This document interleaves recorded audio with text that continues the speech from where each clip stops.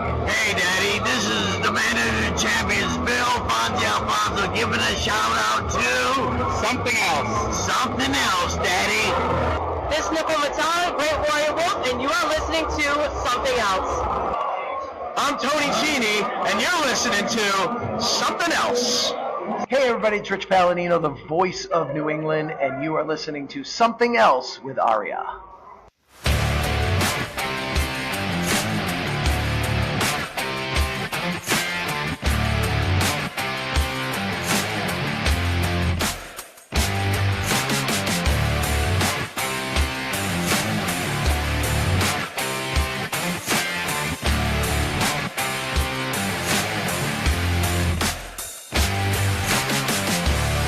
And welcome to episode number 102 of Something Else. Feast your hair holes on this week's episode as we take a look at two episodes of Mid-South Wrestling from June 25th and July 2nd, 1983. My name is Arya, and joining me, as always, is the Joel Armstrong to my Ricky Ferreira. It's Trae. You're trying to get a rise out of me, and I'm not going to give you the satisfaction.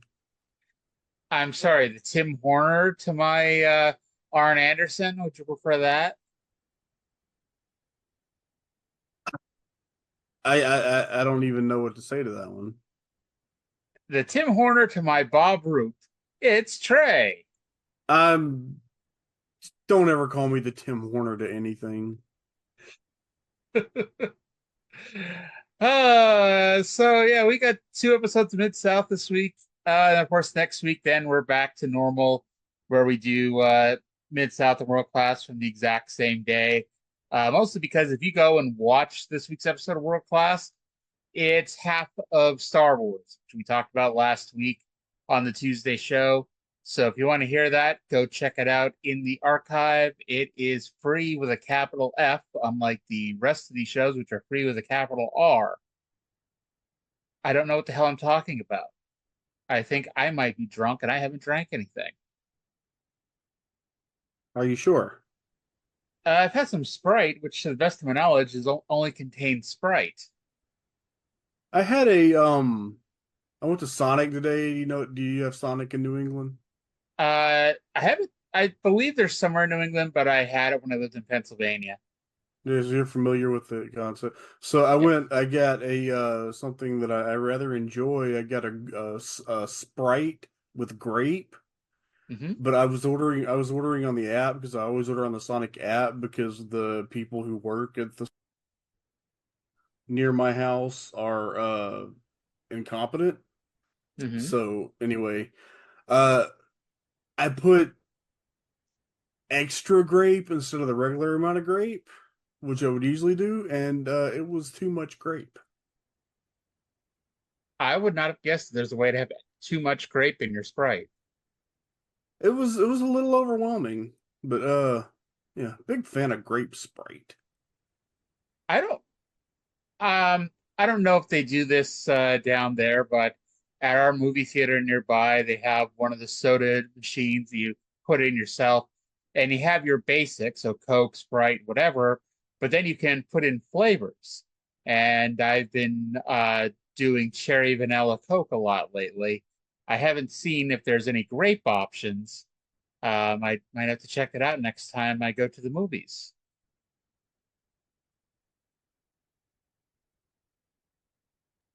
I'm sorry, I was muted, and I was trying to tell you that I was having problems hearing and giving myself problems being heard. Yeah, this is a lot of time. I don't know. I don't know what the deal is, what the problem is in between you and me. That like sometimes just while you're talking, you'll go out and I can't hear you at all, and it'll kind of come in and out. And then, but it's worse today than it usually is. Wonderful. And so hopefully it clears itself up. I don't know what the fuck is going on here, but did you watch Forbidden Door? I did. My favorite show of the year. What were your thoughts on the show? I enjoyed it very much. I thought the show was too fucking long, and I say that from somebody who was there. Um, at one point towards the end of the night, I think it was during the Mercedes Moné match, which yes, the crowd shit all over. Or no, we didn't shit over the match. We shit all over Mercedes. There's a big difference there. Um, but at so the person behind me was saying, "Oh, there's two matches left," and I'm like, "No, there's not. There's only one match. It's a Swerve Ospreay match." And then they brought up the Moxley match. I'm like, "Oh, fuck. There's still two more matches to go." And I I, Mhm.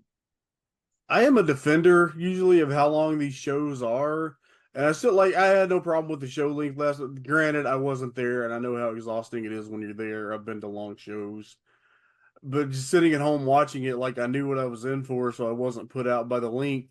But I almost feel like it was a rib for all the people who complain about the length that they made. Because usually they do the pre-show is 90 minutes, and they'll do the first half will just be like wraparounds and the pre-show panel and VTRs and stuff, and then Mhm. the hour will be the matches. And they started the matches like 10 minutes into the first 10 minutes into the 0 hour. So it Yeah, was like all together, let's see, it ended right around 11 my time and started about 5:40. So what's that? 5 five. hours and 20 minutes? Yes, because it was very important that we get Kyle Fletcher and Serpentico. Like, Yeah. I don't know why that couldn't have just been a TV match, but like, so the best part about that is so since it's technically a New Japan show as well, it's reported like on the New Japan website, and they have always have the match time and the finish. And this match, it actually reads that the finishing hold is Brainbuster with like I 5 exclamation points. mean, That that's what was it was. yeah. So I Uh, think the story with that was that Kyle Fletcher lost the Ring of Honor television title to Atlantis Jr. in Arena, Mexico Friday night. So now he hates everyone in a mask. of course. I wish they would have said that. Uh, but I mean, ultimately, I had a good time. I mean, I complained about the length, and I complained that I've like I've always been a big Naito fan, and as I mentioned, I haven't been watching a lot of New Japan since the pandemic.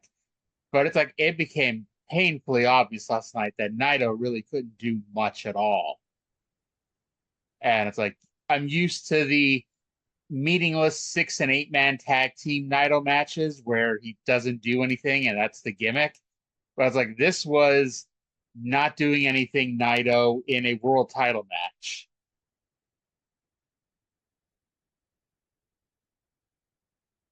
And I don't know if I've lost my co-host or not, or if he thinks he's muted himself.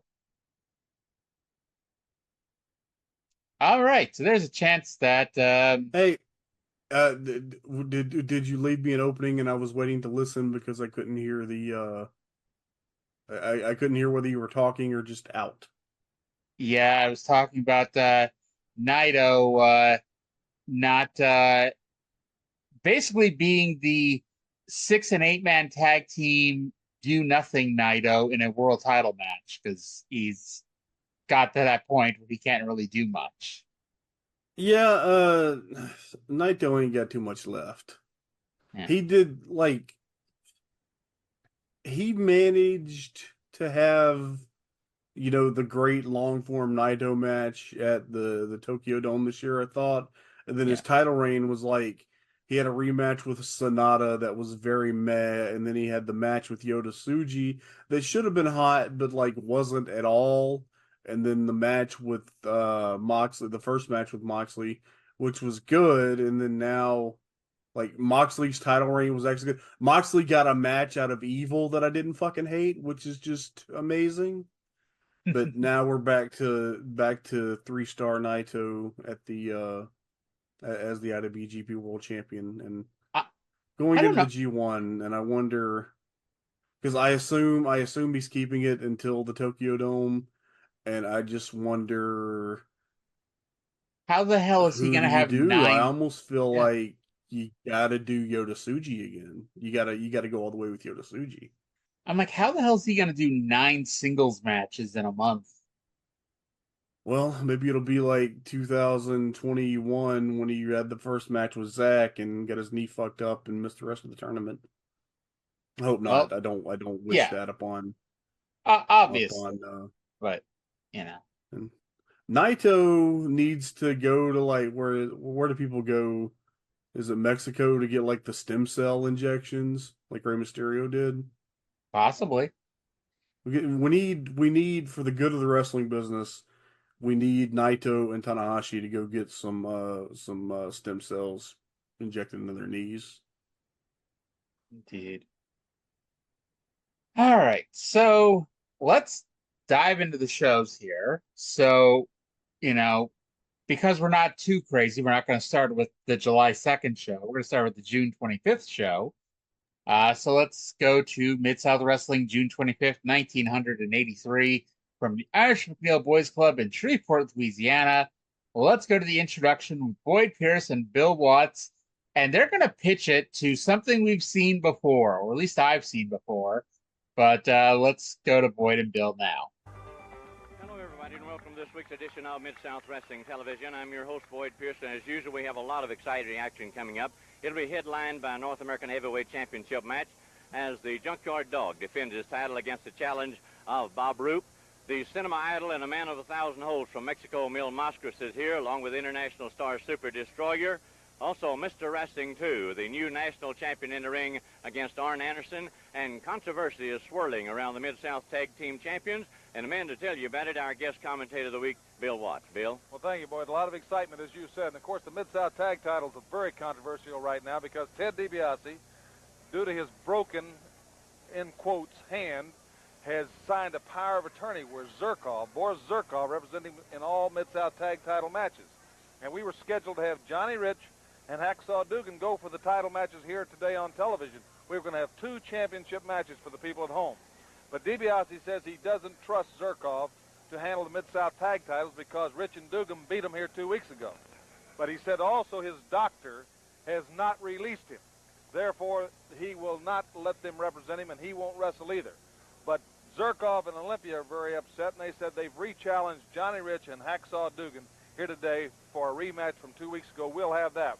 First of all, though, from an undisclosed location, from Dallas, Texas, in the Dallas area, Bill Mercer and the people at the television station in Dallas did an interview with General Skandar Akbar at his exclusive estate. However, we don't know the location of it. But let's listen to Akbar's words in his interview and Kamala. Okay, so for the first 10, 20 seconds of this, I thought I turned on the wrong year. I thought I put on June of 1982 because the first thing out of their mouths is Junkyard Dog is going to wrestle Bob Roop for the North American title. I'm like, what the fuck? This is legitimate, and we'll get to it later during his match, but this has become a running joke where Bob Roop has been out of the territory now like 3 times. And because every time I'll go to Cage Match to see, okay, when's Bob Roop's last match? Okay, it's now. So we'll never see Bob Roop again. And then Bob Roop comes back.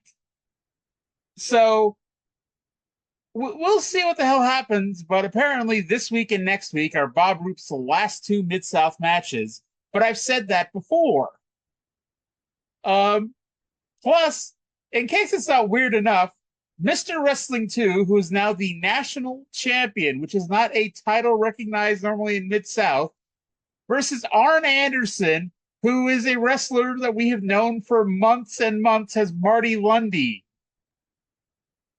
What the hell is going on in Mid-South this week?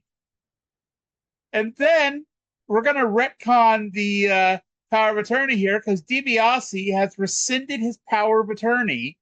And so Boris Zirkov is no longer allowed to defend the Mid-South Tag Team titles. So instead, Olympia and Zirkov are going to wrestle Duggan and Johnny Rich in a non-title match. And then in case that wasn't enough, we then go to World Class for the promo in the woods from about 2 months ago when Mercer Okay. interviewed Akbar. Okay, before we move on to Akbar, I just have to register. My understanding of this DiBiase situation, the guy who is quote unquote injured won't defend the titles and won't allow the person he gave power of attorney to defend the belts because he does not trust him not to lose because they already lost to the team that was supposed to challenge them. Correct. Why are they not simply stripped of the title? Because that would imply we then need a tournament of some kind, and this territory doesn't have 2 tag teams, much less 8.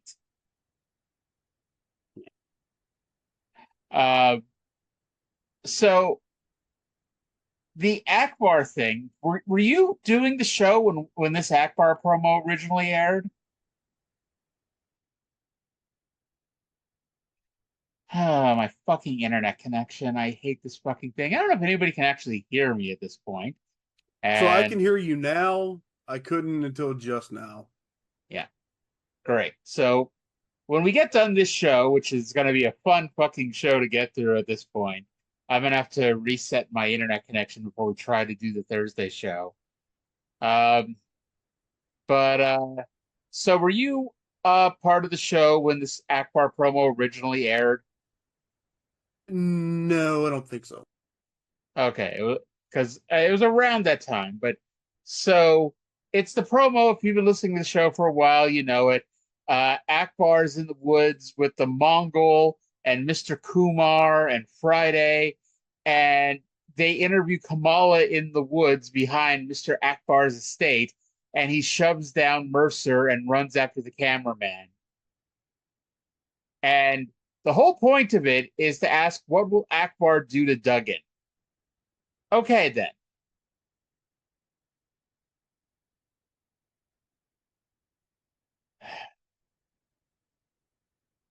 So, are you still not able to hear me, Trae? Although you're muted, so who knows?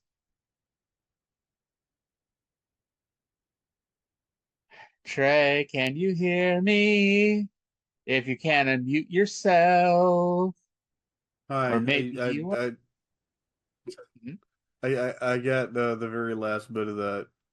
Okay, so what we're going to do here is, Trae, let's take a 20-minute timeout. I'm going to reset my internet connection, and then we're going to come back, because there's no way in hell we can do this fucking show for an hour doing this every 5 seconds.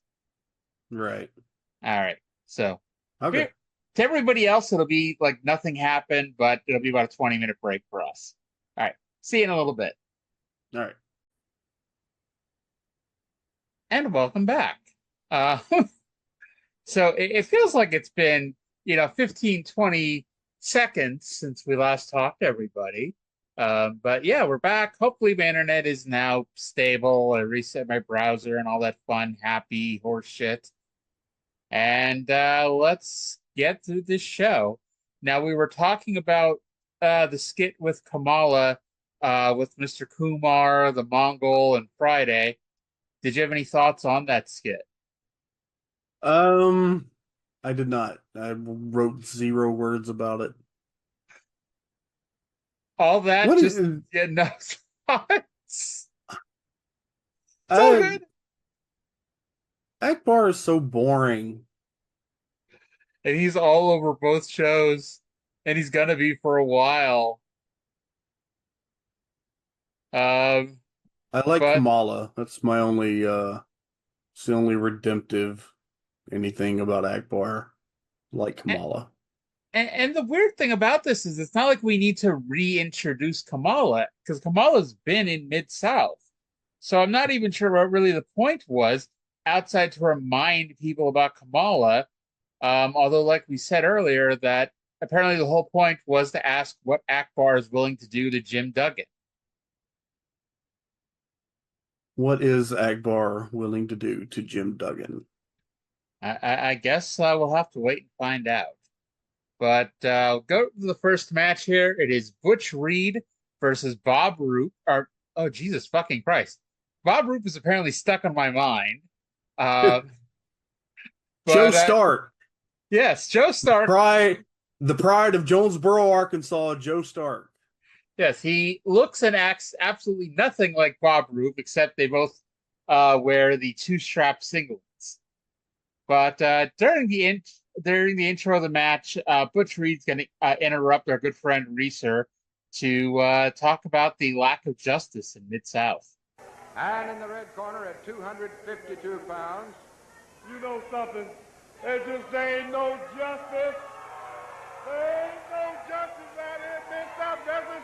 I'm telling you, I was in line for a title shot with the Dog. And who's he gonna wrestle? Bob Roop. You know, a couple weeks ago I called the Zap Dog down here to issue a personal challenge to him for the title match. And what happens? He comes down here, he attacks me. So I had to beat him like the dirty, greasy dog that he is. Now I'm gonna tell you one thing, Risa, around here, they talking about living legends. The Dog's a living legend. Wrestling 2 is a living legend. The only living legends I know is living in the library on a shelf where you pull the book down and you read about it. Now I'm gonna tell you people, you're following a false hope. You're following a false hope with the Dog being a North American champion. I'm about to show you people that Butch Reed is the real deal. That's right, Wrestling 2. You're a false hope. That's right, Jim Duggan. I am the only hacksaw in town, and I'm fixing to prove it right here. And it is Hacksaw. All right, so Butch Reed, our number one heel, is basically telling everybody to read, and that's making him a heel here on TV. This is Northern Louisiana. Very true, although I would never, want to disparage, anybody at all, especially in the southern states. I'm from southern Arkansas, and even we look down on Northern Louisiana. Damn. The joke always is about Oklahoma has that little extra stretch of land that makes no sense, but it's there because Colorado didn't want to share a border with Texas. It's funny. So this was a Butch Reed showcase. He does a press slam where Joe Starks posts, but then he lets go, and so Reed has to hold him up there on his own before slamming him down, which was quite impressive, and that was the finish. Reed picks up a big win over Joe Stark here. This match was very nothing. Of all the nothing we've seen, this is the most recent of it. I said Joe Stark is back after having his nose broken some months ago. Sure, why not? Good for him. Happy for him. They recap what happened 2 weeks ago where Butch Reed and Ted DiBiase attacked Dog, and so Duggan teamed with John E. Rich to win a non-title match that we ranted and raved about last week because it was completely ignored, but this week is an important part of the show. And that leads us to our next match. It is Mr. Olympia and Boris Zurkov with General Skandor Akbar versus Jim Duggan and John E. Rich. I note that now that he's a top babyface, everybody pronounces Jim Duggan's name correctly, except Watts, who keeps calling him Dugan. Well, ain't nobody gonna tell Watts you've been doing shit wrong. Now, I think we can all agree that Boris Zurkov is not, the picture of great professional wrestling, but then we get spots where it's like, it gets fucked up, and I'm not blaming him. Rich and Boris do a drop down, but Rich gets up too quickly, and so Boris trips and luckily stopped himself from falling on his fucking head. And he's got a big-ass head, so that, that might hurt. Nonetheless, the heels get the heat on Rich. Duggan is super over. The crowd's going crazy for Rich teasing the hot tag. And they were going so crazy, I thought somebody was running in. But no, they're just going crazy over the thought of Duggan getting the hot tag. Duggan trips Olympia from the floor and a four-way breaks out. Olympia pushes Rich into the referee. Outran Ted DiBiase wearing a giant cast that we've never seen him wear before. but he's got a giant cast on his hand. And so Jim Duggan grabs his hand and breaks the cast on the turnbuckle. However, it was a comical, like, plaster of Paris cast. Yeah. However, underneath this big giant cast was Ted DiBiase's black glove. Ooh. And DiBiase loads it and, knocks Duggan the fuck out. We get a 3-on-1 on Duggan, outruns Horner, and someone, I don't know, did you catch what they called him? Because I thought they called him George Coons. Did not even register. Okay. So to the best of our knowledge, Tim Horner and George Coons ran in for the save, which let Duggan recover. DiBiase ran for the moon as Duggan single-handedly beat both men. And then, this is important, the match is still going on at this point. And Duggan picks up Rich and throws him on top of Zherkov for the 3 count.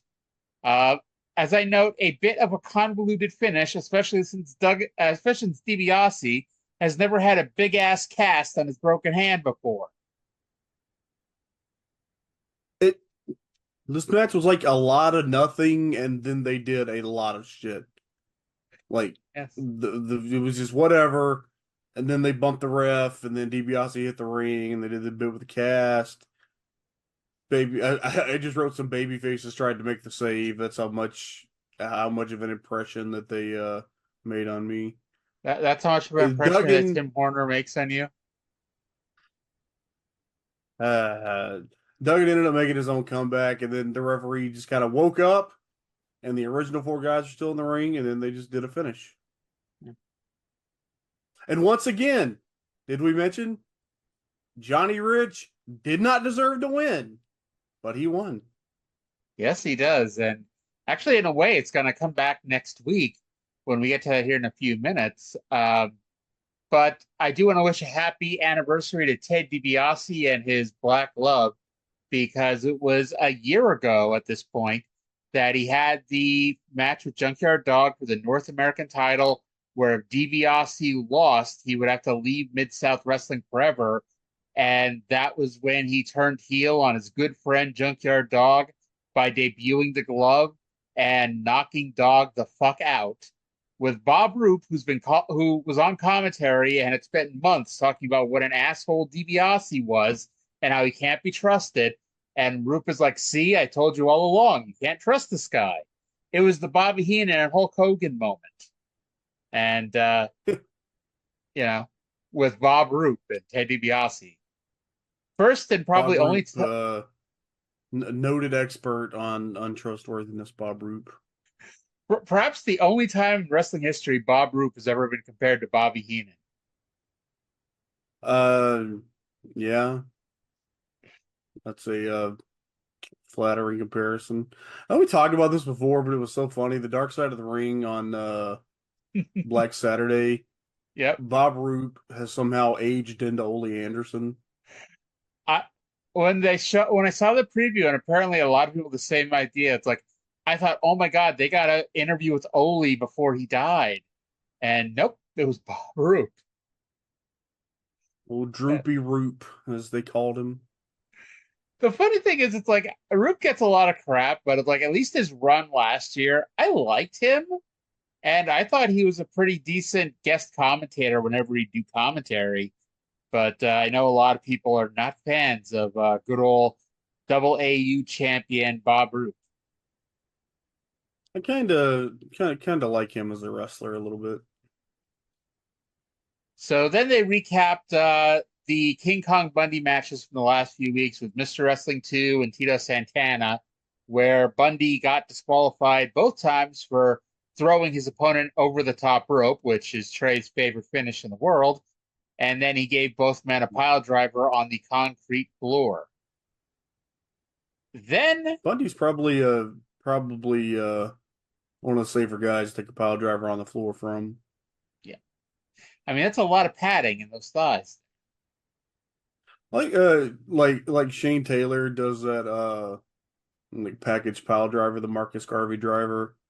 I'm like, you know what? I bet that's so fucking safe because that man has a very large ass and thighs.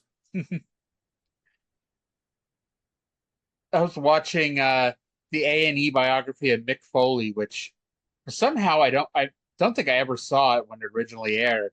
And they're showing the home movie footage of Mick Foley, and he's taking bumps in his driveway on the driveway. And I'm like, motherfucker, like, you had a bit of a crazy streak, even when you were in college. Then we get, I don't even know what the hell made me think of that right now, except, taking stupid bumps, and not being safe with it, I guess. Then we got a match with a lot to digest here. Mick, oh my God, I am drunk. National champion, Mr. Wrestling 2 versus Arn Anderson. A lot to digest here. First, 2 went to the Omni and won the national title of the Georgia promotion, because apparently this week and next week, it's an invasion of Georgia wrestlers. And now Marty Lundy... What? I'm sorry, where did Mr. Wrestling 2 pick up that title? Well, the fuck up part is until next week. It's so good though. We'll get to Bill Mercer's Bill Mercer. Oh my God, I suck at this week. We'll get to Boyd Pierce's stroke later on this. Oh my God. I think I need to go home, except I'm already home. By the way, Marty Lundy is now Arn Anderson. Yeah, Watts explains that yes, that is Marty Lundy, but his uncle, presumably Ole, I don't know, maybe he meant Gene, his uncle had him go out and get some experience before they revealed the family connection, was Watts' explanation for this name change. And thankfully for Arn's sake, the Anderson name in Louisiana means shit as compared to the Von Erich name in Texas, because that's essentially what they did when William Vaughn got turned into Lance Von Erich. Yeah. That makes sense. But by the way, I do have a very important question for you. This is one that I kind of prepped you for before we started taping by telling you I had a very important Arn Anderson related question for you. Okay. What did you think of his bucket hat? I love his bucket hat. Bucket hat Arn makes me very happy. That looks like the kind of hat that my dad wears when he goes fishing. Yes, apparently Arn Anderson was going fishing before or after this taping, because he's got a bucket hat for reasons unknown, much like the singlet that he wore last year. It's like, Arn, okay. By the way, Arn was 25 here. He looked 45. Arn was born at an old age. Arn Anderson has always looked 40 years old. Yes. It was also during this match that Watt said that Mil Mascaras was in a standby match. And I just wrote, they're going to fuck me again, aren't they? But they didn't. They didn't fuck you, but my God, have I got some ranting to do when we get to that match. So this was a fine wrestling match. Arn has been gone for a few months, but he's learned so much and a lot of the tricks of the trade that have made him a better heel. At one point, he's got a hold on 2, and 2's fighting out of it. And Arn surreptitiously just grabs him by the back of his trunks, which was missed by everybody. But I noticed it. And Arn, if you're listening, because I'm sure you are, why wouldn't you be? I noticed and I appreciated it. Of course, Arn being the dumbass heel that everybody was at this point, he goes for 2's mask, which is what makes 2 go batshit crazy. And so 2 hits multiple knee lifts before winning with another knee lift. Pretty good. It was like 2 used to be good and is still kind of okay. And then Arn is like pretty good and will one day be great. So like where they met here, they met here at pretty decent. Yeah. All right. Then we have North American Champion Junkyard Dog versus Bob Roop. I note that I feel like I've seen this match before. I'm like, where the hell did Bob Roop come from? I'm convinced Cage Match is just fucking with me because twice last year, I mentioned this earlier, twice last year I said Roop was never going to wrestle here again because there were no more matches listed. And then out of the blue, here's Bob Roop. Pulled a little sneaky on you. I know. Despite wrestling 8 bajillion times last year, this match I thought was rough in points. Roop does a running clothesline, and Dog twisted and spun every which way before falling down. They were telling the story that maybe Dog isn't hungry anymore after years of success and the money that comes with it, which I think, it's kind of weird. Like, we're down to the last year or so of Junkyard Dog, and it's almost like they're prepping you for it, even though when it happens, they were completely blindsided by it. I do not believe that a lack of appetite is Dog's problem. Yes. Dog is a very hungry individual in more ways than one. When did Dave start calling him the junk food dog? Not until after he went to WWF, right? Oh, yeah. It may not have been until he hit WCW in 89, 90, because, even though he always had that bit of a stomach at that point, it's like it became much more noticeable when he hit WCW for the first of he got hired by WCW like 20 times. Like he was the fucking Marty Jannetty of WCW. It's like every time you think there's no more Junkyard Dog, here's more Junkyard Dog. If both him and WCW weren't dead, Junkyard Dog would be on the show right now. Some people hold such a grudge against Dave for that whole junk food dog thing. So not the Anabolic Warrior or any of his other cutesy nicknames. I feel bad for Dave for, a lot of reasons. One of them is the way that, I don't know, he just can't do anything right. Like, people are always going to have a problem, and it's stuff like everybody that's created art in the past 100 years is getting everything that they've ever done scrutinized by the current generation and reevaluated. So it's stuff like that, calling it the junk food dog, anabolic warrior. I was just saying stuff like that wasn't a big deal in the late 80s, early 90s.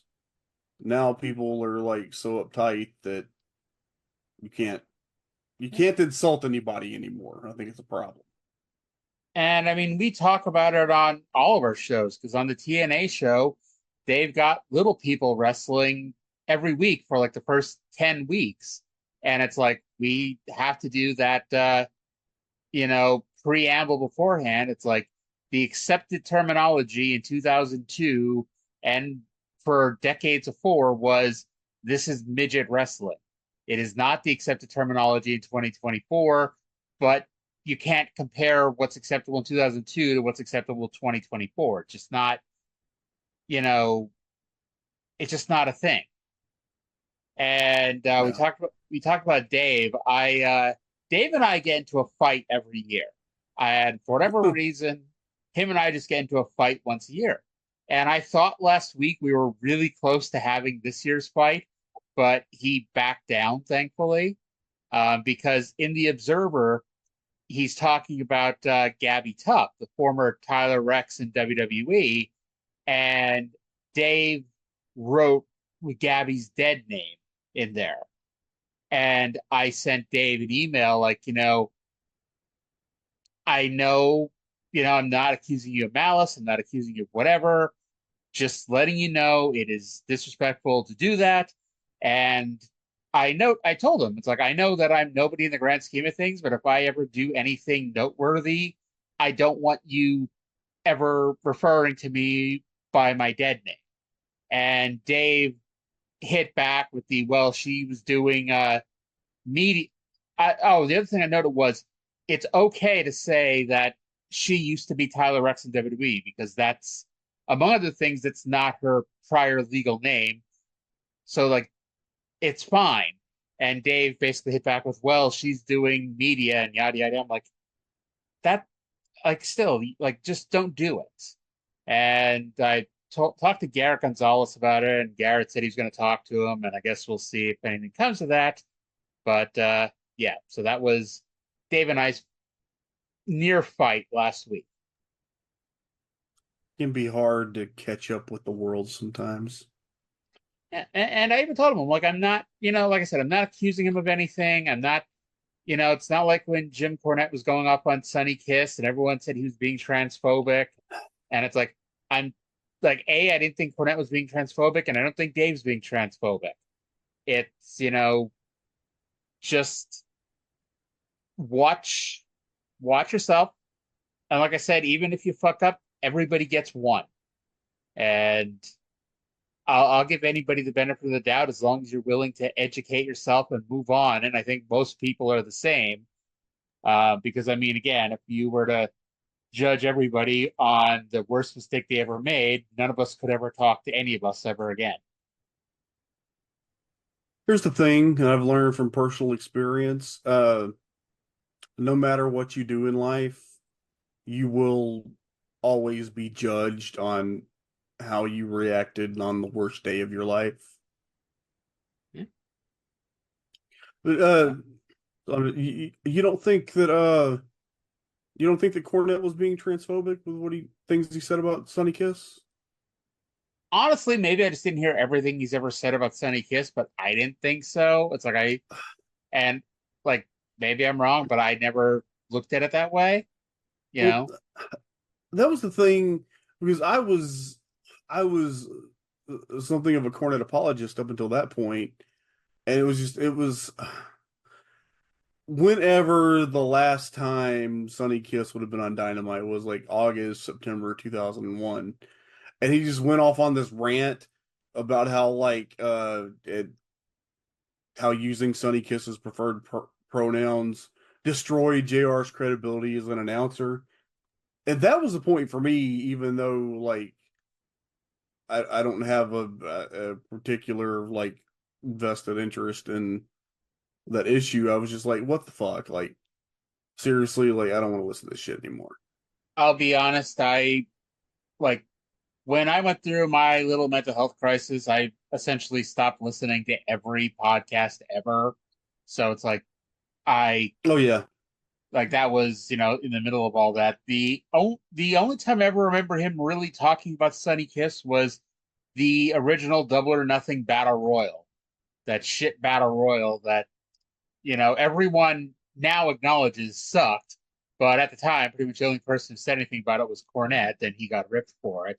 And he said something about Sonny Kiss, and it got taken as transphobic. And that's what I always think. It's like, I didn't think so. But again, I don't speak for the entire transgender community. That was the match with the guy with no legs in it? Yes. Yeah. It's like the guy very weird. Very weird thing to look back on. The AEW now, 5 years in, has one of the most insanely stacked rosters in the history of wrestling. Talent level was not quite there in the first year. And part of the problem, and I mean, here we are now going on AEW. By the way, I wanted to note, not Sonny Kiss, but Sunny Days. He's the guy who was in the yellow face paint in that Battle Royal. He's somebody that my brother and I knew that we had him on our old podcast because he works. I don't know if he still does, but he used to live and work with Dallas Page and was working on the Jake the Snake documentary. Where the Glacier was in that match. He was. And it's hilarious because looking back, it's a match to determine one of the two people in the first world title match. And now you look back, MJF was in the match. MJF wasn't going to win that match. The only person who could win that match was Hangman. It's it was such a crappy, not only a crappy way to debut the promotion, but a crappy way to determine one half of your world title main event. There had to have been a better way to do that, is what I'm saying. Yeah, I wonder what the original plan for that whole situation was. Originally, Hangman was supposed to wrestle Pac, But Pac and was then a champion in England, but he couldn't do jobs. he, Or, he no, he was wasn't it was the the Open Dragon the Gate. Dreamgate champion for Dragon Gate. Yeah, Yeah.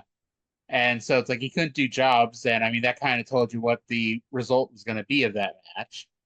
Um, and but yeah, here's the thing. I remember reading at the time that it wasn't the result of that match, but it would have been the result of something after that. So in my head, it went, "Oh, we're gonna do which they did after that. Oh, they're gonna do Pac is gonna beat Hangman first, and then they're gonna do Pac and Kenny." possibly because I mean Which it they did wasn't end up doing that program like later that year. yeah because it wasn't until they changed the Hangman Pac match or they canceled the Hangman Pac match that they announced that the winner of the Battle Royal would be getting a world title match. So you Yeah. know it's but yeah. So by the way, and blame me for this because I'm the reason why we went off on a tangent. Bob Roop did not win the North American title. He hit a pile driver for a 0 count. He went for another, but Dog backdropped out and hit the thump for the pin. And What if legit, what if what if Bob Roop had been in the Casino Battle Royal? I wouldn't have marked out in 2019 because, like, while I knew the name Bob Roop, I hadn't really gone back and rewatched all these Mid South episodes, so it wouldn't have really been a markout moment for me, and I can't imagine anybody in the arena would have marked out either. But you know, maybe Bob Roop, former double AU champion, you know, he could have won the battle royal. He could have shot on everybody and won it all. Bob Roop should have been the first AEW World Champion.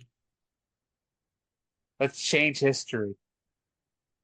I'm Tweet gonna at I keep threatening to dive into pro wrestling sim. So what's maybe that? I'll maybe it is a booking simulator. You run a wrestling company. It's some of our listeners, both of them, one of them might have played Total Extreme Warfare. This is kind of the same idea, but it's a little more of a game than like the just the overwhelming detail work that TEW gets to be. I, But I, yeah, it's called Pro Wrestling Sim on Steam. I was gonna ask if it was like TEW because I love me some TEW, and actually they're coming out with a new one. Really? Yeah, apparently it just got announced either like I've today or not seen that yesterday. yet. Yeah. That's interesting. I wondered about He comes out with a new one every 3 or 4 years, and the last one was 2020. that. So, I used to have so much patience for those, and then a bunch of shit happened, and now I just get overwhelmed if I try to pay attention to anything for that long.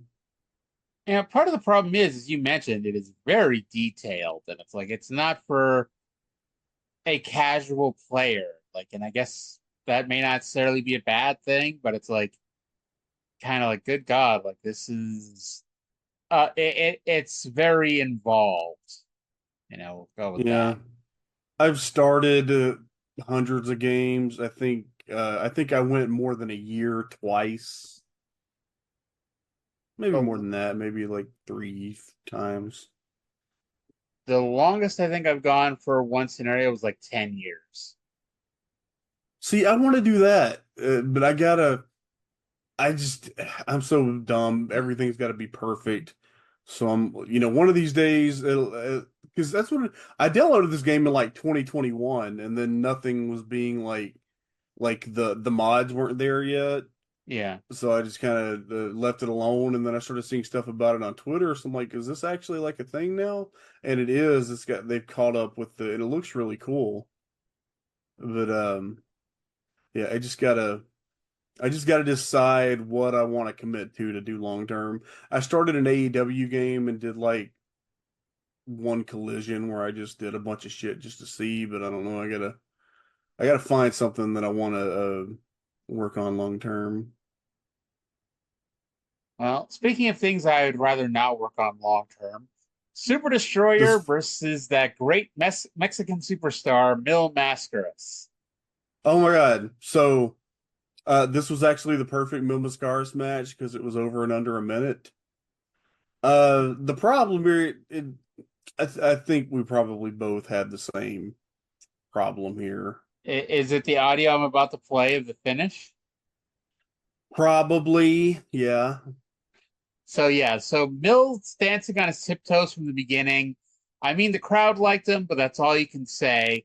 And let's go to the finish because I've got some ranting to do.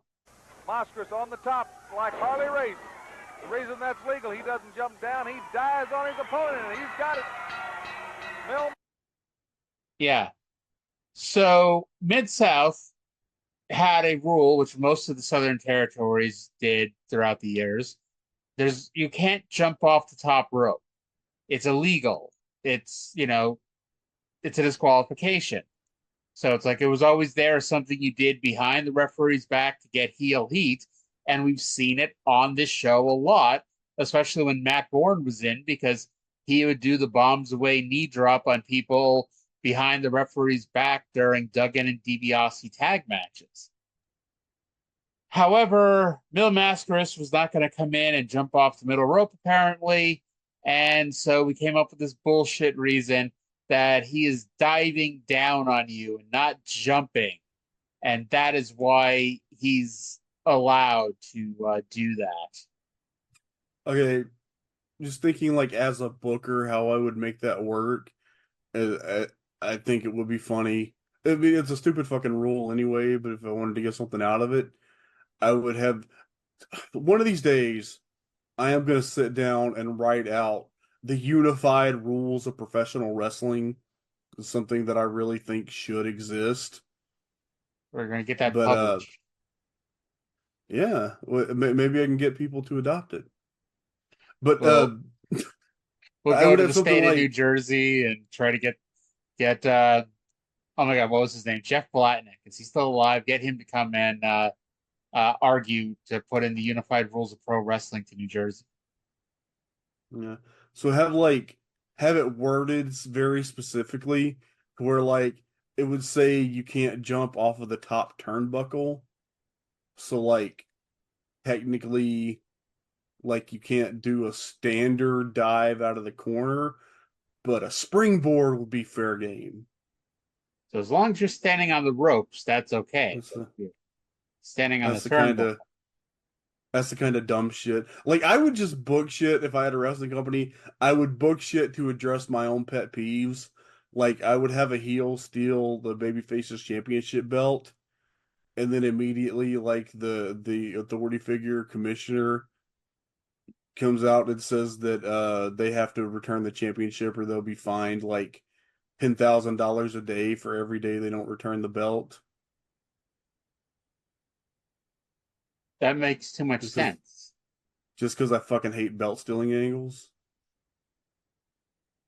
By the way, as we prepare to write that book, that is the only time Mil Mascaras will ever be compared to Harley Race.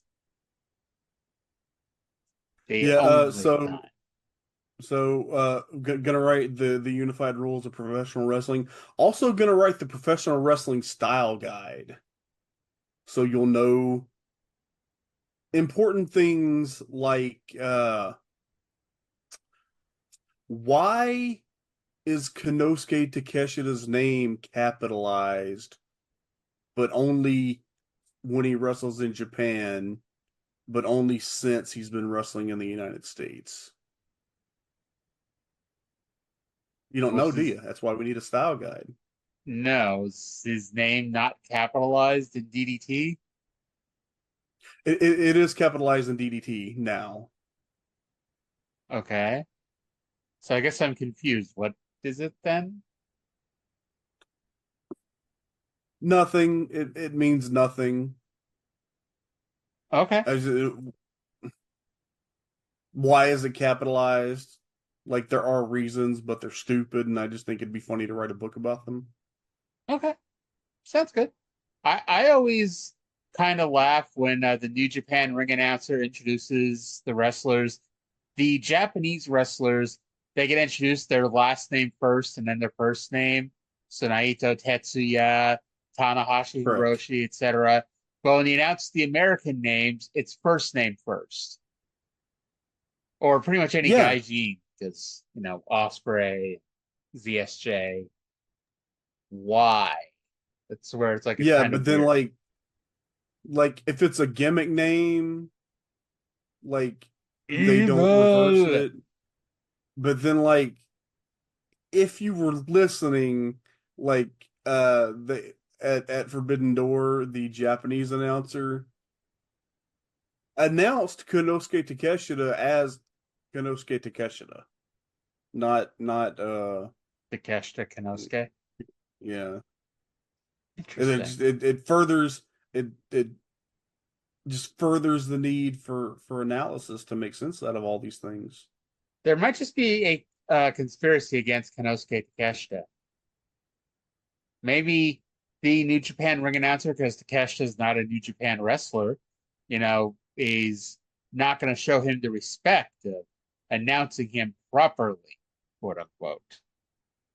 I don't think that that friendly pink-haired New Japan ring announcer would disrespect a talent like that.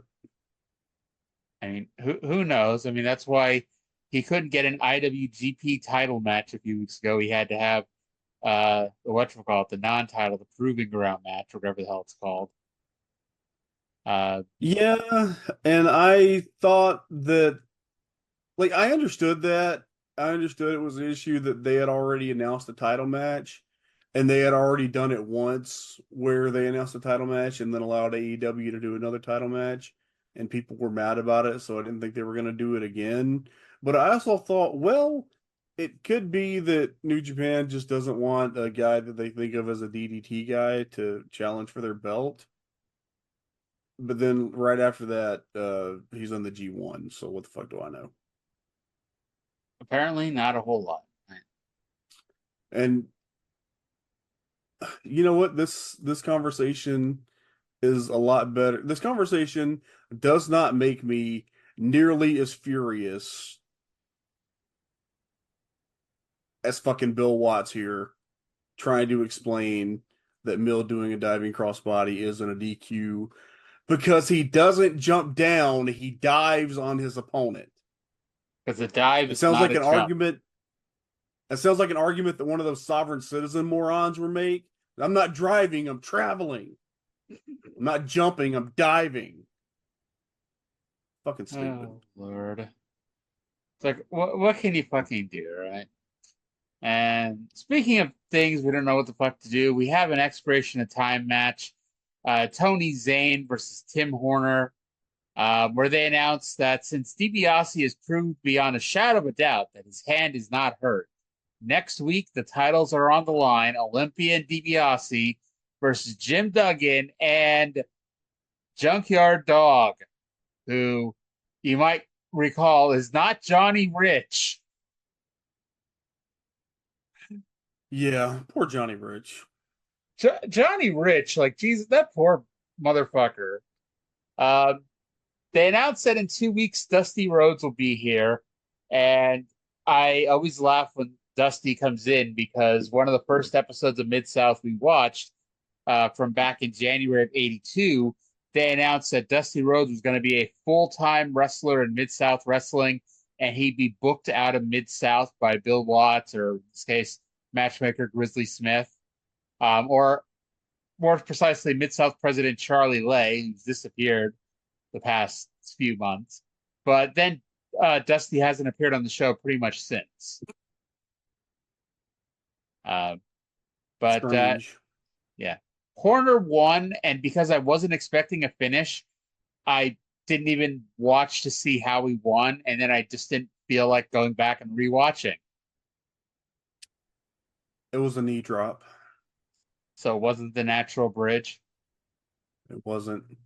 What this was fucking torture because I had to watch Tim Horner wrestle while listening to Bill Watts try to rationalize to me why you're not allowed to jump off the top rope, but you're allowed to dive off the top rope. And it's like Harley Race, because that suddenly makes it make sense. That's the only time in his career Tim Horner was ever compared to Harley Race. Well, it's great because we didn't compare Tim Horner to Harley Race. We compared Mil Masters to Harley Race. Yeah, that was the only time that somebody talked about Harley Race while Tim Horner was wrestling. Actually, that's probably not true. It probably happened some other time. That's not the only time that nobody fucking cared about Tim Horner. That's more accurate. But yeah. So that does it for the first episode of Mid-South. It's hard to tell you how long we've been going. Somebody's looking at and go, wait a second, y'all have only done one show, and it's been probably close to an hour of recording time at this point. It's been about an hour and 12 minutes minus whatever time you had to restart. Yeah. So we're either way, we're closing in on an hour. So let's get to next week. July 2nd, 1983, from the Irish McGill Boys Club in Shreveport, Louisiana. Thankfully, this week I don't have a whole lot of audio to play, but let us play the intro with Boyd and Bill, and they're going to talk about the July 2nd show. Hello, wrestling fans, and welcome to Mid-South Wrestling Television Network. I'm your host, Boyd Pearson. A lot of exciting action coming up.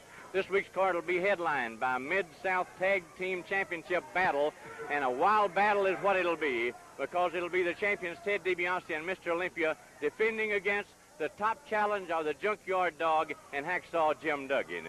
Johnny Rich versus Hacksaw Butch Reed, Mr. Wrestling 2, the new national champion, against former North American heavyweight title holder Bob Roop.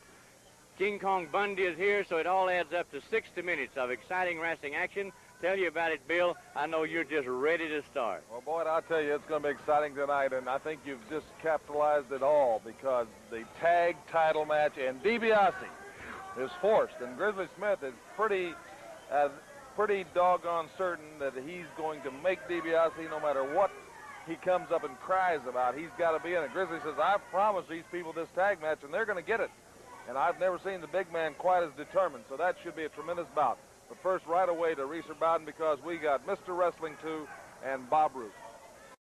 Okay, so as we just mentioned, it's DiBiase and Olympia versus Junkyard Dog and Jim Duggan for the tag titles. Despite the fact that Johnny Rich won over the not so much over the tag team champions, but over half the tag team champions in 2 straight matches, and he's getting fucked over here. Feel bad for Johnny Rich, man. Justice for Johnny. Yes. I've never felt so bad for Johnny Rich in my life, but here we are, right? I mean, this, in some ways, is a pretty, not stacked card, but a pretty nicely named card here, because we have the tag title match. We have Butch Reed versus the Johnny Rich on a winning streak. And we have Mr. Wrestling 2 versus Bob Roop. We also have, it's not as big a match here, but just remember thinking, 3 years later, the fact that we have Magnum TA versus Arn Anderson on this show. Oh, yeah. We're going to have Magnum TA versus Arn Anderson. Because, like we said, Georgia is invading Mid-South apparently this week. Because in case you're wondering where all these people have randomly come from, like Bob Roop and Arn Anderson and, all these other people, they were all in Georgia. And I don't know who didn't show up to this week's show or who couldn't make it to this week's show, but whatchamacallit, Bill Watts called Ole and Jim Barnett and got a whole bunch of Georgia people booked on this show. My boy. Ah, my boy. Not allowed to hear Jim Barnett's name without taking a stab at a Jim Barnett impersonation. Of course. Nobody does it as well as Jim Ross does. No. Well, we talked about Cornette earlier. He does an amazing Ernie Ladd impression. Yes. Cornette does a fantastic Ernie Ladd. National champion Mr. Wrestling 2 versus Bob Roop. And this is where good old Boyd may have had a stroke, because he says that 2 won the title from Larry Zbyszko down in La Omni in Atlanta. I'm sorry, what? He Here is the line. I wrote down the line verbatim. Mr. Wrestling 2 recently annexed that title over Larry Zbyszko down in the Omni in Atlanta.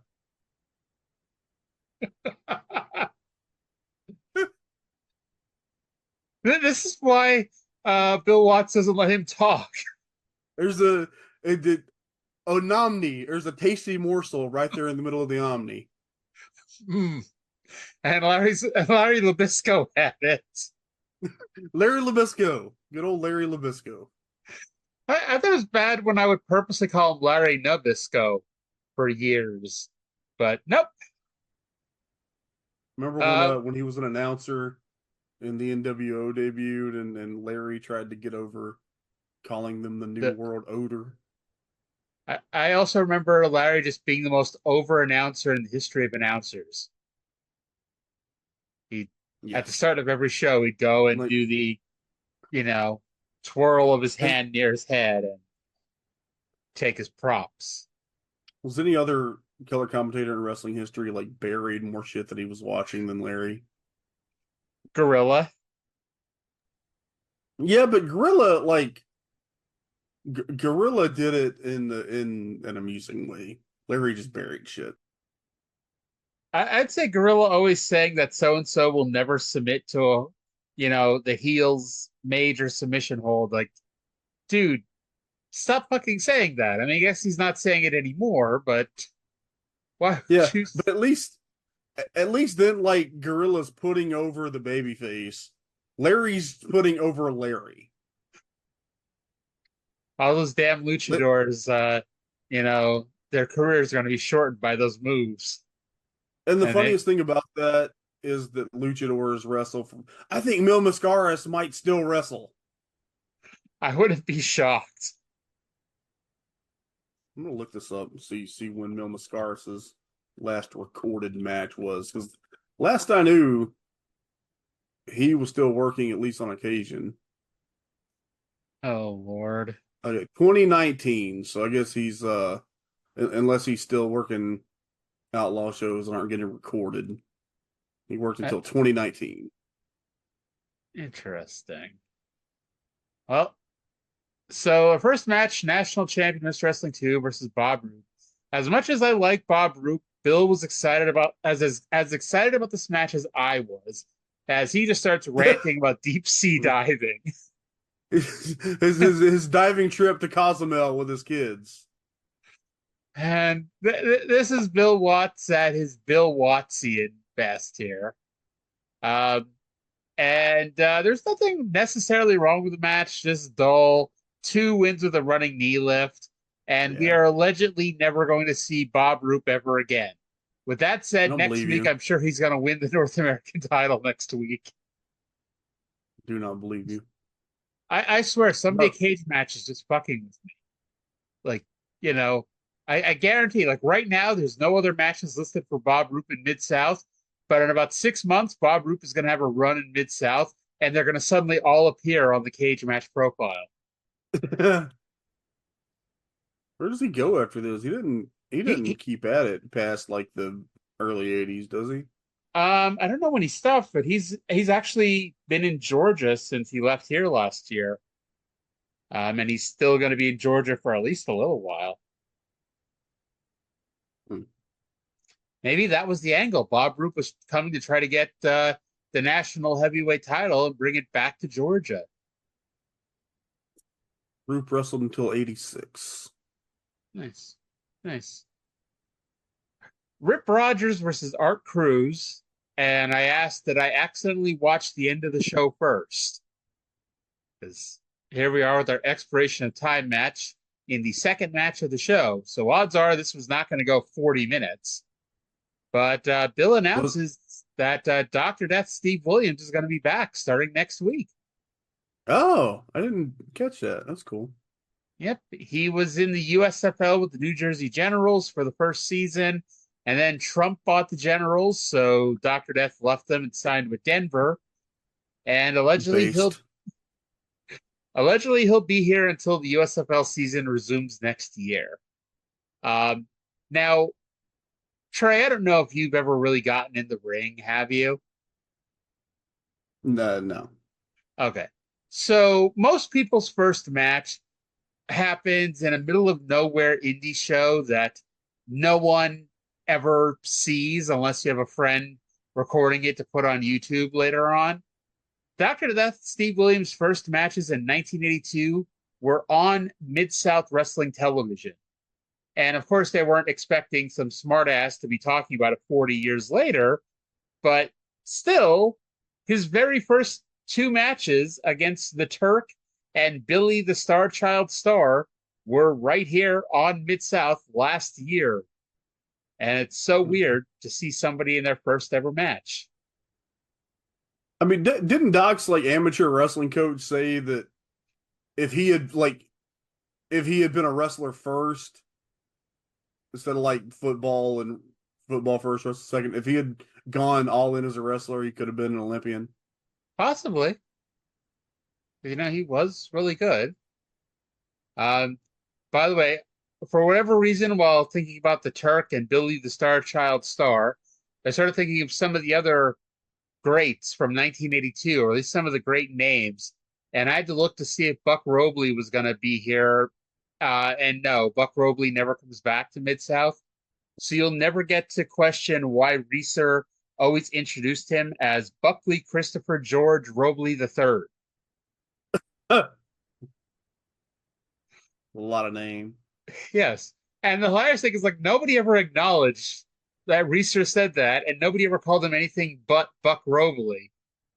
And it was this running joke every week. So we had a fine expiration of time match here in the second match of the show. Cruz makes his comeback, goes for a monkey flip, but Rip grabs the ropes. Cruz throws himself down, and Rip gets the pin. It was funny. Like the finish. Yes. Hacksaw Reed versus John E. Rich. Fantasy booking. I would have booked Reed to convince Rich to turn heel, since much like how Reed got screwed out of a tag team title match, so did Johnny Rich. And so I note that Rich now has a modicum of credibility, because even though in reality he got his ass kicked and then Duggan gave him the win both times, he has 2 wins on TV over Boris Zirkov and Mr. Olympia. So it gives him a modicum of credibility. So the fans accepted Rich standing toe-to-toe with Reed briefly and bought into his offense. However, Reed won with what's called the flying football because he forgot the word tackle. CT is a hell of a thing. In 1983, no less. Well, and any thoughts on Hacksaw Reed versus Rich? Feel bad. Johnny Rich won 2 weeks in a row, and he clearly didn't deserve it either time, and that was proven here because Butch Reed whooped his ass. See, if you were here last year doing Smoky Mountain, you could have seen Johnny Rich and Davey Rich as the party patrol. I'm going to have to go back and watch that. Yes, and I know they're also jobbers in WCW in 89, 90. So, hey, if for whatever reason we decide to jump on the WCW Saturday Night bandwagon, we'd have that to look forward to, too. King Kong Bundy versus Joe Stark. Bundy, last seen getting beaten by Giant Baba, looked to avenge that loss 190 miles away by taking his aggressions out on Joe Stark. Now, this is, again, the reason why I shouldn't be booking anything, because since both men were clad in a black singlet and Joe Stark was balding, I noted that Stark should just shave his head and be Bundy's little brother. With all due respect to the Pride of Jonesboro, Arkansas, Joe Stark, not exactly the same quality of competition as Giant Baba. At least Joe Stark could move, you know. But Bundy wins with the Atlantic City Avalanche, and they're setting the table here for him and Dr. Death feuding. That's gonna be cool. Yes, because who doesn't love watching big, slabs of meat beating the shit out of each other? Big meaty men slapping meat. Yes. At the AEW Heels event over the weekend, I was talking to some of everyone, and we were talking about that. And I mentioned that I bought a WWE pay-per-view once specifically to watch the Great Khali versus the Big Show, knowing the match would suck, but just wanting to watch this absurd, monster movie match. What pay-per-view was that? I want to say Backlash 2008. Yes. And hey, if Vince McMahon, if you're listening, and I don't see why you wouldn't be, you need to go back and give Big Show and Great Khali extra money for that show, because one person bought it specifically for that match. Okay, I remember. Yeah. Main event was Triple H winning the WWE Championship in a fatal four-way elimination match over JBL, John Cena, and Randy Orton. Yes. Undertaker beat Edge for the World Heavyweight title. Beth Phoenix, Melina, Victoria, Jillian Hall, Natalia, and Layla beat Mickie James, Ashley Mazzaro, Maria, Michelle McCool, Kelly, and Cherry. Shawn Michaels beat Batista with Jericho as referee. Oh, that was the beginning of that awesome Jericho Michaels feud that year. And then Big Show, Great Khali, Kane, Chavo, Matt Hardy, MVP. I am really I don't know which I'd prefer. That you knew the entire match lineup off the top of your head, including the 12-woman tag team match, or that you just looked it up. Yeah, I just looked it up. I just have my little database right here. It's easy to search for stuff. See, I just wanted to believe that you were just remembering Backlash 2008 fondly like that. No, I had to look because I couldn't remember anything about the card. And then when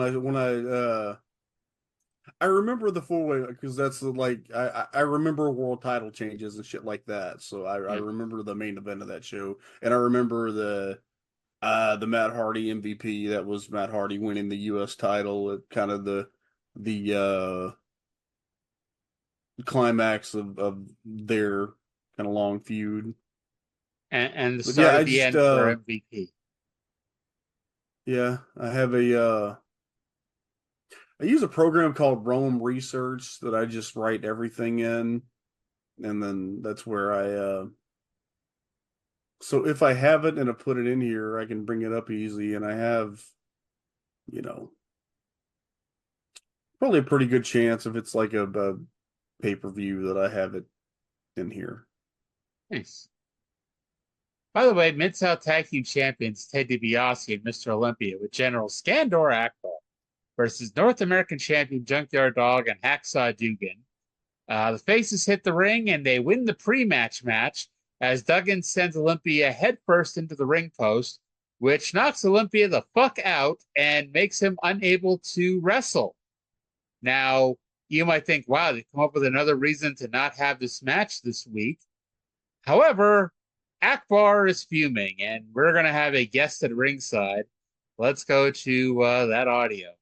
Flattened, and Akbar's calling for timeout. Olympia is flattened. DiBiase calling for timeout. Talking about being out, Mr. Olympia is out, Bill. He's cold, and this match never even got started. Grizzly Smith is heading over there. Akbar's calling for Grizzly Smith. Alpha Neely is on Duggan, but he can't disqualify Duggan either because the match wasn't underway. These two maniacs should be committed to an institution. And how can one man wrestle two? The title is off. The title is off. No title. What do you mean the title is off? Exactly right. Use your common sense, Smith. One man can't wrestle two. Besides, you should condemn these guys to an institution. You saw what they did. We came out here to wrestle. You signed for a title match? And a title match there will be. You get DiBiase another partner, get him a partner, and get him out here. It's going to be a title match. Smith. You and Mid-South are going to be sorry. All right. So Akbar says the faces are maniacs and yelled at Grizzly Smith, saying that this should be a non-title match. Grizzly insisted that this was a title match, so DiBiase needs to go find a new partner to defend the belts with. Obviously, this is the worst thing Grizzly Smith has ever done. Yeah. Kind of hard to disagree, I know. I don't know. Akbar isn't like my favorite person, but then when he's in a dispute with a noted pedophile Grizzly Smith, I'm kind of on his side just out of standards. All right. So the heels go to the back and time stands still, and Bill Watts announces that Dynamite is happening now. Like, God damn it. So where's Mercedes Moné for her double championship celebration? Wait, wrong Dynamite.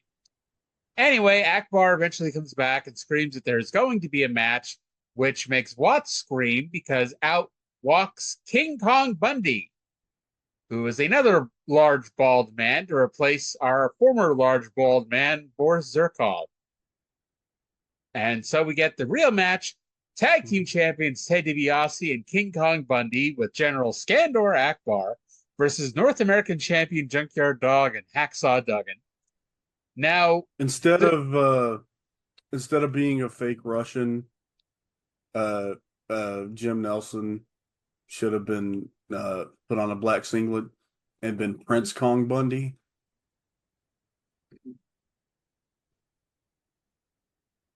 We could have an entire Bundy family with him, Boris Zerkov, Joe Stark. I think I saw a TV show about that in the late 80s, early 90s.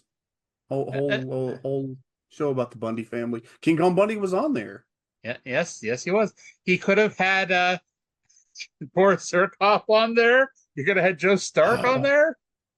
Damn. Boris Zerkov could have been on Married with Children. If only. Yes. Well, lost revenue easily. This is why the show got canceled eventually, because they didn't have Boris Zerkov on the show. Absolutely.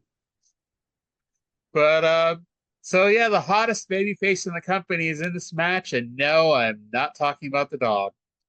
They love Duggan, and he looked great here.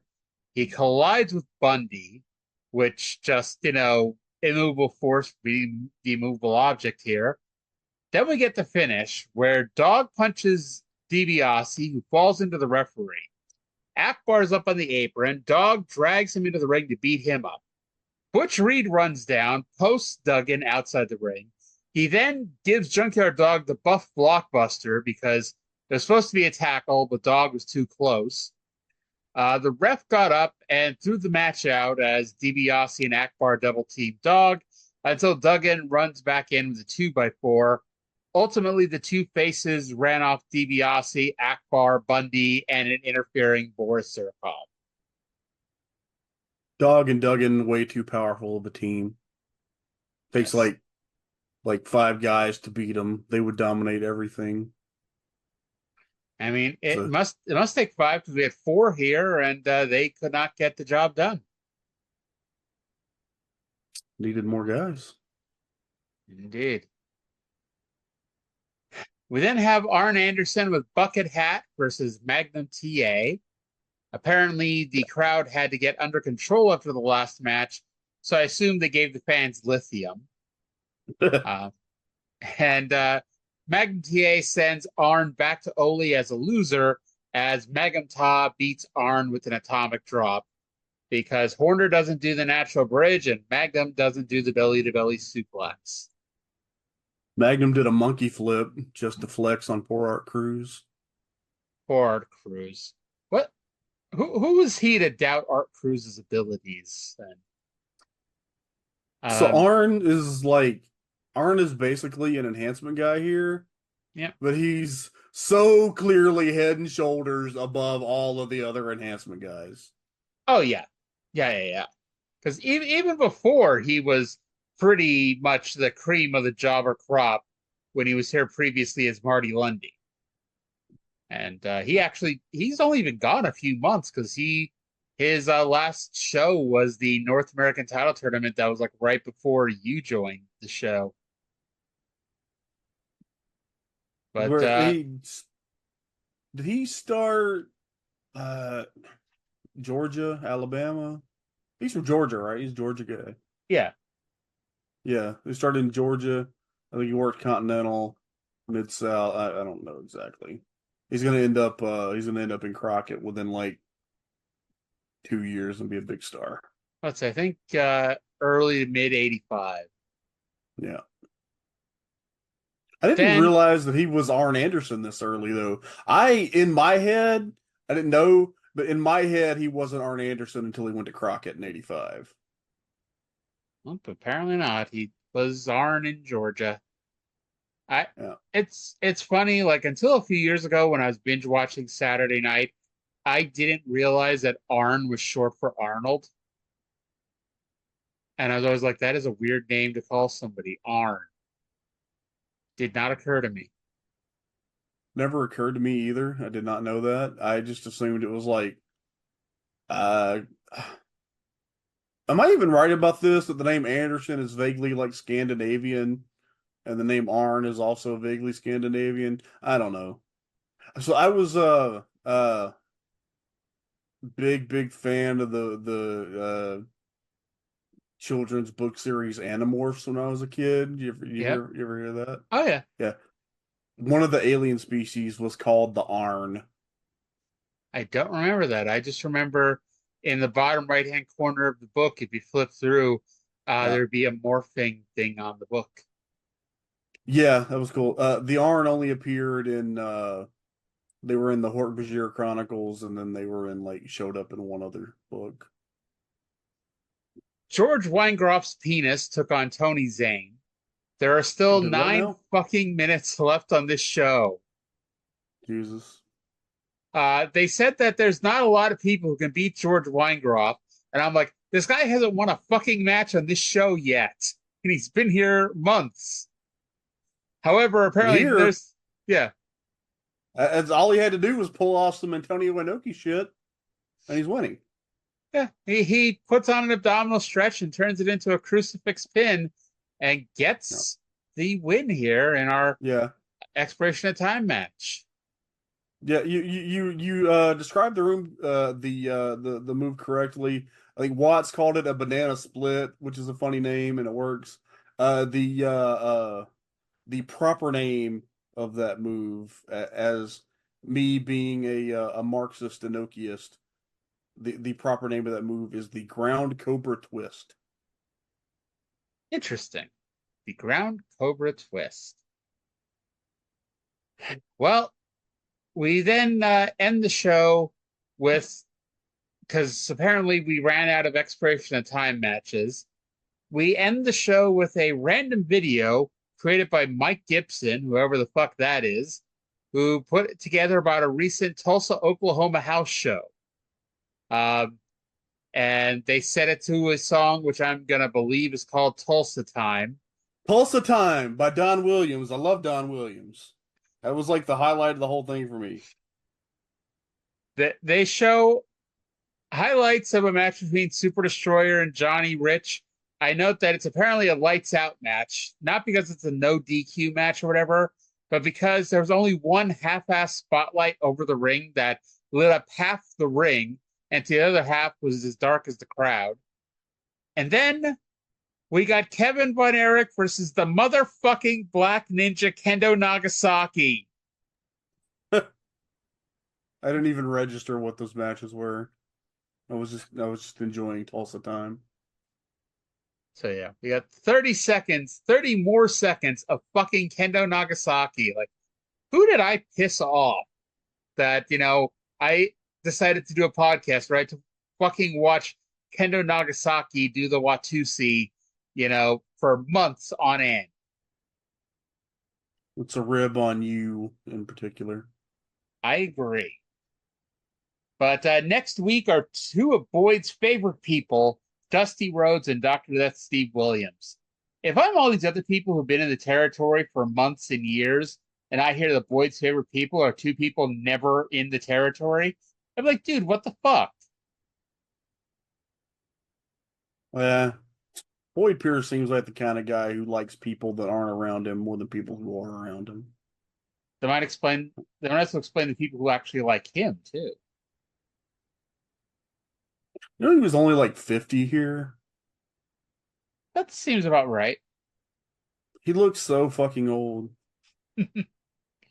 I think my hypothesis is that just kind of based on my memory and my historical readings, nobody before the year 2000 drank water.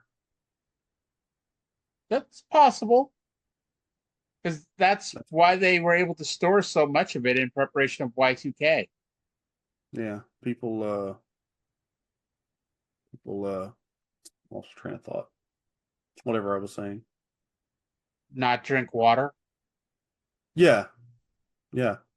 Okay. Drink some water, you beautiful dehydrated bitch. Are you saying it to me or to Boyd Pierce? Oh, it's just a line that I read online at some point. My wife has a terrible habit of like she'll forget to drink all day, and like she'll like have a whole meal and finish her meal and be like, oh wow, I never took a drink, and she'll let herself get dehydrated. So I have to remind her, and so I'll hit her with that line and drink some water, you beautiful dehydrated bitch. Nice. Shout out to Trae's wife.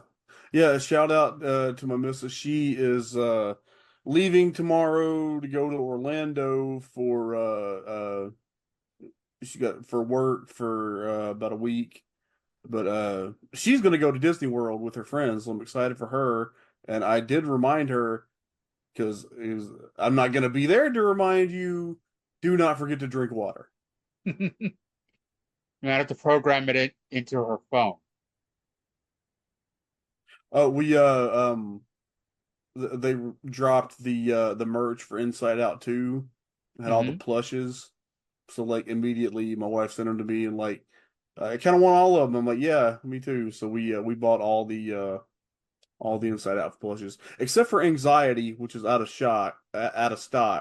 So hopefully she says she's gonna see if she can find it in the park, but if not, hopefully we can hopefully they'll restock Anxiety and we'll have the full set. I don't know what that says, that they ran out of Anxiety. Which I don't know if they just I don't know if she hadn't come out yet or what, but they just yeah, Anxiety is like the antagonist of the new movie. Ish. Not exactly a villain, but kind of. Yeah. She's the source of a lot of the conflict. Yes. Which, by the way, if you know my wife, Anxiety also a major source of conflict. Poor Riley having to deal with all this. Poor Riley. Yeah. But by the way, is she going today, tomorrow, or tomorrow? Because remember, the show drops on Tuesdays. Okay, so if it's Tuesday, she's leaving today. Okay. So safe travels, Trae's wife. Yes. All right, so that's going to do it for this week's show, unless you have something else you want to let people know. No, I don't think so. Okay, sounds good. All right, if you're in Orlando, say hi to Trae's wife for us. Reminder to drink water. Actually, if you're in Orlando, just tell everybody you see to drink water, just to be on the safe side. I went to Universal in July one time and almost fucking died. Were you not drinking water? No, should have drank more water. I did drink water. I didn't drink enough water. Ah, okay. So this is your lesson for this week, everyone. Drink water. And also wear bucket hats. Be like Arn Anderson. Drink. Well, he drinks some water. while sporting that bucket hat. He definitely drinks some clear liquids. You know, it's kind of crazy that water's been a drink for like thousands of years and nobody's ever come up with a nickname for it. Like you never hear anybody go, man, I sure could use a cup of the clear. People will look at you if you had 3 heads. But all right, so that's going to do it for this week's episode. Thank you, everyone, for listening, and we'll talk to you again in 7 days. Bye.